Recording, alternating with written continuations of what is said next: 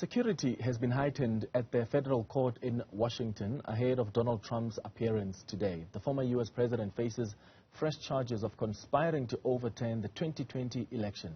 The charges stem from an investigation into allegations that Trump sought to reverse his loss to Joe Biden. The indictment alleges that Trump conspired with 6 other unnamed individuals. Metal barricades have been erected around the court where the arrest and arraignment of the former president will take place, within sight of the U.S. Capitol that was stormed by his supporters in 2021. All right, we're joined now by Katherine Gypson, who is Voice of America's congressional correspondent in Washington, D.C. Katherine, thank you for making time for us. So this is the third indictment of the former president, Donald Trump. How do these charges in Washington, D.C. differ from the charges he faces in New York and Florida? That's right. So first of all, it's extraordinary for any U.S. president, former or current, to be facing criminal charges in any court in the United States. So that is a first for former President Donald Trump. He also, of course, faces charges in New York and Florida relating to campaign fraud and to his alleged mishandling of classified documents.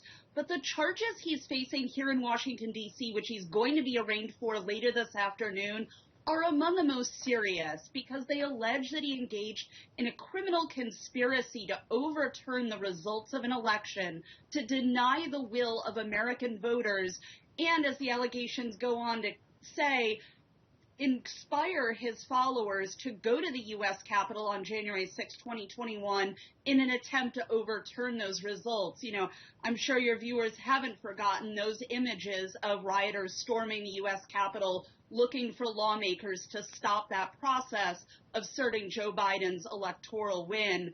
This court case says that President Trump was instrumental in inspiring the violence of that day. And so that's really an unprecedented moment in American history. And we'll see him in court later today to answer some of those charges.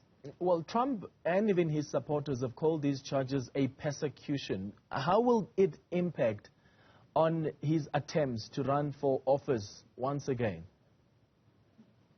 That's right. The Trump campaign immediately came out after that indictment was unveiled and said that this was a persecution that was reminiscent of Nazi Germany or the former Soviet Union. So those are very, very big claims to make. But really, former President Trump has benefited from some of these indictments in the sense that his followers, his supporters, really feel a strong sense of loyalty to him and a belief that the Biden Justice Department is persecuting him because we have an upcoming presidential election in this country, and former President Trump is the anticipated challenger to Joe Biden.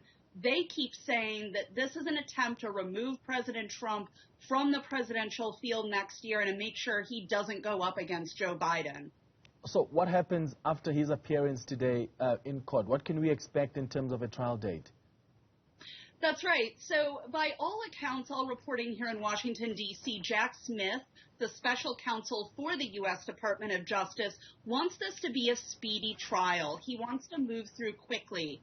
That could be complicated by the fact that a number of co-conspirators have been named in this indictment against former President Trump.